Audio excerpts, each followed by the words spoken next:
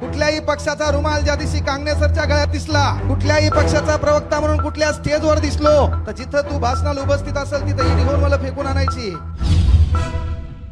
महाराष्ट्रातलं असं एकमेव आंदोलन आहे की ज्याचा बाप उपोषणाला बसलेला आहे, सोबत त्याचं पोरग पण उपोषणाला बसलंय. असं एकमेव आंदोलन म्हणजे बच्चू भाऊ आणि त्याच्या मुलासाठी एकदा जोरदार टाळ्या होत्या. त्यानंतर 51 जण इथं उपोषणाला बसले. त्यामध्ये एक वयोवृद्ध आजी आली होती जिची शुगर 450 पेक्षा अधिक आहे. म्हणून विनंती आहे, इथं पाठिंबा देणाऱ्या संघटना असतील, पाठिंबा देणारे नेते असतील, केवळ सहज फोटो काढून इथून जाऊ नका, तर तुमच्यासोबत 10-12 कार्यकर्ते इथं आणा, ते इथं सोडा. आपली गर्दी ह्या सरकारपर्यंत पोहोचली पाहिजे. आपल्या मागण्या काय आहेत, मेन काय माहितीये का, बच्चू भाऊ येणारा काळ तुमचाच आहे.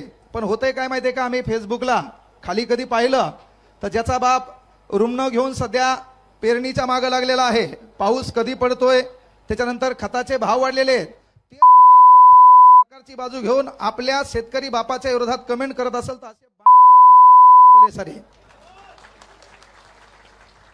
म्हणजे प्रश्न काय व्हायला, दुखायले म्हशीचं इंजेक्शन वघारील नको. बच्चू भाऊ इथं उपोषणाला बसले त्याला बंगला पाहिजे म्हणून नाहीये. बच्चू भाऊ इथं उपोषणाला बसले त्याला भली मोठी कार पाहिजे म्हणून नाहीये. आणि मी तर विनंती करतो, एक लहान भाऊ म्हणून बच्चू भाऊंना, येणाऱ्या काळात तुम्ही आमदार मंत्री पदाचं स्वप्नही पाहू नका. फक्त जर तुम्ही शेतकऱ्याची बाजू, विद्यार्थ्याची बाजू, वंचितांची बाजू, ज्यांच्यावर अन्याय होतो त्याची बाजू म्हणून रस्त्यावर उभे राहिलेत. येणाऱ्या काळात प्रत्येक घरामध्ये देव्हाऱ्यात तुमचा फोटो असणार आहे. फक्त तुम्ही किंग मेकर व्हा, किंग व्हायची काहीच गरज नाहीये. कारण काय माहितीये का, आपल्या गरीबाचा फार मोठा एक प्रश्न आहे. माझ्यापैकी एखादा गरीब असेल आणि त्यानं स्वप्न राजकारणाचं पाहिलं की ज्याचं चारण्याचं कारण आहे का, संदेश देते. म्हणजे आपण गरीब आहेत पण आपल्याला बोकांडीवर घ्यायला कोण आवडायला श्रीमंत. हे परिवर्तन करणं कुठतरी बदलावं लागल.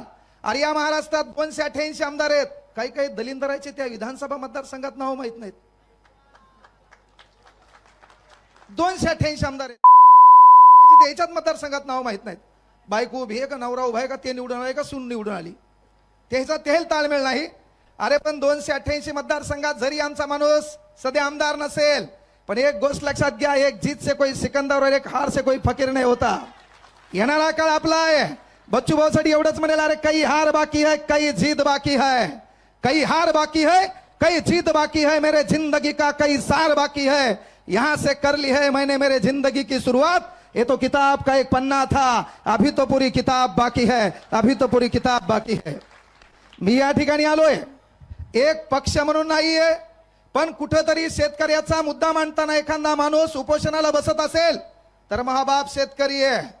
माझ्याकडे येणारे पोरं शेतकऱ्याचे आहेत. ज्याच्या जीवावर मी क्लास घेऊन फॉर्च्युनर मध्ये फिरायलो, त्याची कृतज्ञता म्हणून एका शेतकऱ्याचं पोरग या नात्यानं मी इथं आलोय. नाहीतर त्याच्यात पुन्हा आमचंही लेबल कुठतरी राजकारणी लोकांसोबत जोडल्या जाते.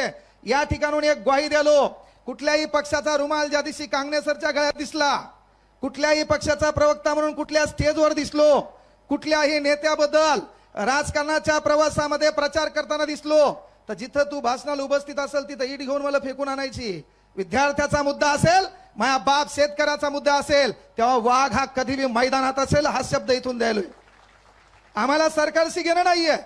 कारण व्हायला काय माहितीये का, सध्या प्रॉब्लेम असा आहे, विरोधात बाजू मांडायची कोण, अर्बन नक्सलाइट नावाचा एक प्रकार आला आहे. छोट्या मोठ्या संघटना दाबण्याचा प्रयत्न केला आहे, पण बच्चू भाऊ ताण घ्यायचा नाही. सूर्याला देखील झगडावं लागते. रहा संघर्ष की जो चलता है वही संसार को बदलता है, जिसने रातों से जंग जीती है सूर्य बनकर वही निकलता है, सूर्य बनकर वही निकलता है. आज थोडे आपले दिवस वाईट आहेत आणि तुम्ही पण इथं बसलेल्यांना सांगतो, हे 51 सोडून बाकीचे बढियापैकी नाश्ता बिस्टा करून इथं आले. तुमच्यामधला जोश दिसला पाहिजे, चेहऱ्यावरलं तेज दिसलं पाहिजे. गुत कोणी घेतलं नाही. आपल्या घरात आपल्या आजाचा फोटो नाही, कारण आपल्या आजानं घरासाठीच काहीतरी केले, गावासाठी काही धतुरा केलेला नाही. येणाऱ्या काळात ही लोक मोठी का होतात, अरे आपल्यासाठी त्यांचा लढा आहे. 288 आमदाराची नावं आपल्याला माहित नाही, पण त्यामध्ये आमदार नसताना आपल्या भाऊचं नाव घराघरात कानाकोपऱ्यात आहे का, काम ऐसा करोगे नाम हो जाए, नाही तो नाम ऐसा करोगे नाम सुनते काम हो जाए.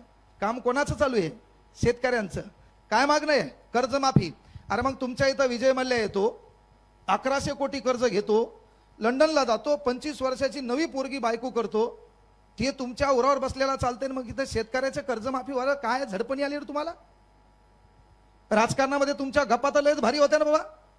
मग सरकार विरुद्ध बोललं की पुन्हा तुमच्या पुढे लाग लागती. विषय काय आहे की आज नाहीये, पण संघर्ष करण्यासाठी आपल्याला एकत्र यावं लागेल.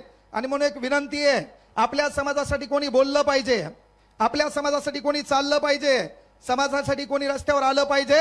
आणि आपल्याला बोलता येत नसेल, चालता येत नसेल, लिहिता येत नसेल, वाचता येत नसेल, समाजासाठी रस्त्यावर येता येत नसेल, तर जो माणूस या समाजासाठी रस्त्यावर येतो त्याच्या पाठीमागं उभं राहता आलं पाहिजे. ही कळकळीची विनंती आहे.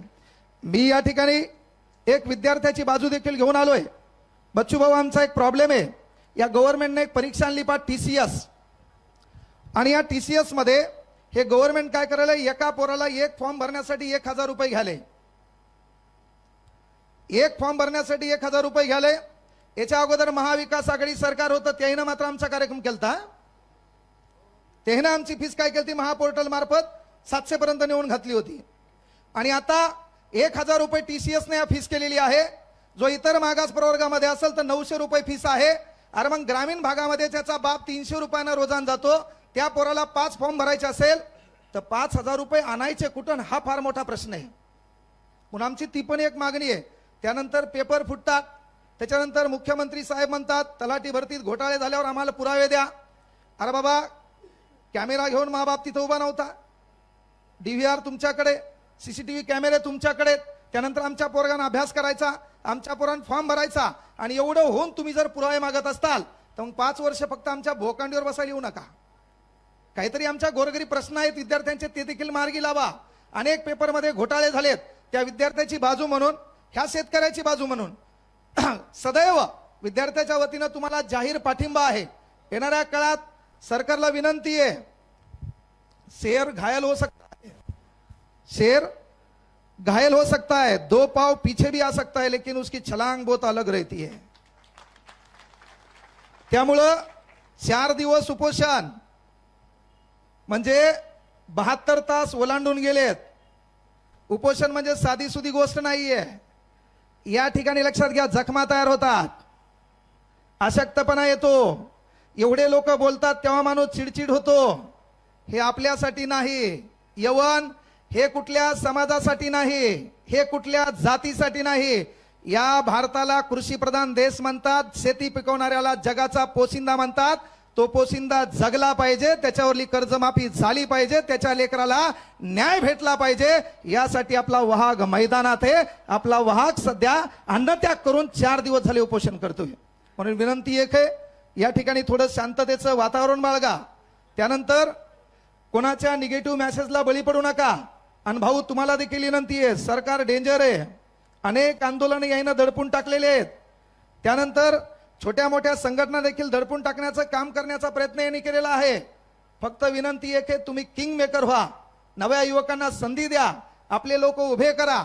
आणि तुम्हालाही विनंती आहे, आपण गरीब असताना गरीबाचा सन्मान करा, आपल्या लोकांना मोठे करा. येणाऱ्या काळात येतील, डायलॉग मारतील, बोलतील, बोलबच्चन देतील, जातीवरून धर्मावरून भांडणं लागतील, पण आपला एकच धर्म आहे, तो धर्म मरता कामा नये. तो धर्म आपला भारतीय आहे. आणि आपली जात सध्या शेतकरी आहे, कारण या देशाला कृषी प्रधान देश म्हणतात. ती भूमिका सदैव स्मरणात ठेवसाल. मी ढवळे सरांच्या वतीनं या ठिकाणी येण्याचा योग आला. येणाऱ्या काळात बच्चूभाऊचं कुठलंही आंदोलन असेल तर एक विद्यार्थ्यांची बाजू या नात्यानं त्यांचा मोठा भाऊ म्हणून सदैव तुमच्या सोबत असेल, हा शब्द या ठिकाणाहून द्यायलो. आणि आपल्यामध्ये आवाजात धमक असली पाहिजे. या ठिकाणी बहुसंख्य युवक आहे, आणि युवक म्हणल्यावर त्याच्यामध्ये जोश असला पाहिजे, ज्याच्यामध्ये चेतना असली पाहिजे.